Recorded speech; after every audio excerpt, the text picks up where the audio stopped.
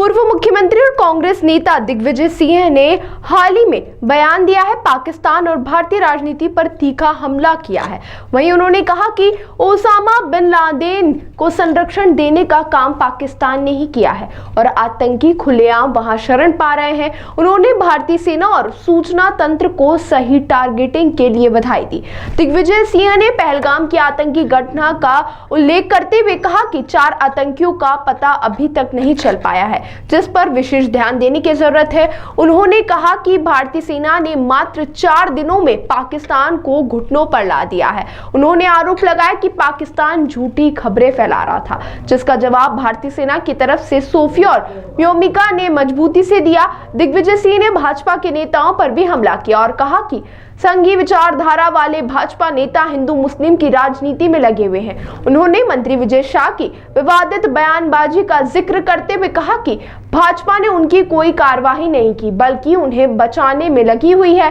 उन्होंने कहा यदि भाजपा उनके बयान को सही नहीं मानती तो तत्काल उनके खिलाफ सख्त कार्रवाई करनी चाहिए। दिग्विजय सिंह ने मोदी सरकार की ट्रोल आर्मी पर भी सवाल उठा और कहा कि इसने विक्रम मिस्री और उनके परिवार के खिलाफ जहर घोलने का काम किया। और क्या कुछ उन्होंने बयान दी है, चलिए आपको सुनाते हैं। आज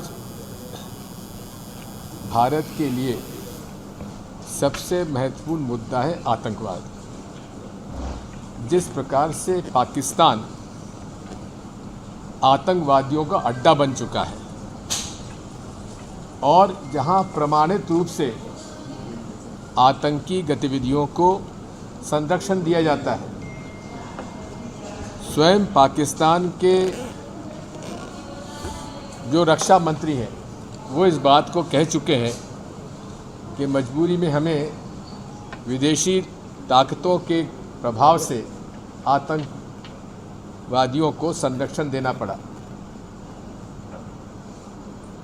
यहाँ तक कि ओसामा बिन लादेन जो खूंखार आतंकवादी था अल कायदा का, उसको पाकिस्तान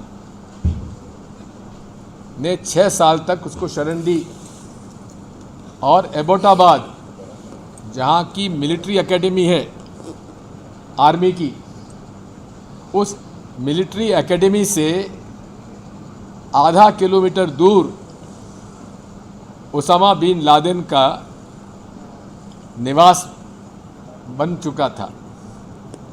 क्या पाकिस्तान की खुफिया एजेंसी ISI को मालूम नहीं पड़ा कि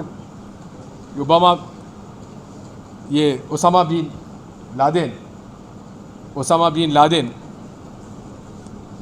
कहाँ रहता है? इसलिए अब इस बार मैं बधाई देता हूं भारत की सेना को, भारत के सूचना तंत्र को, रॉ को, IB को, जिन्होंने की सही टारगेट तय किए और पहलगाम का बदला लिया गया। लेकिन अभी तक ये मालूम नहीं पड़ पाया कि वो 4 आतंकवादी कौन थे और वो कहाँ हैं। उस पर हमें विशेष तौर पर ध्यान देने की आवश्यकता है।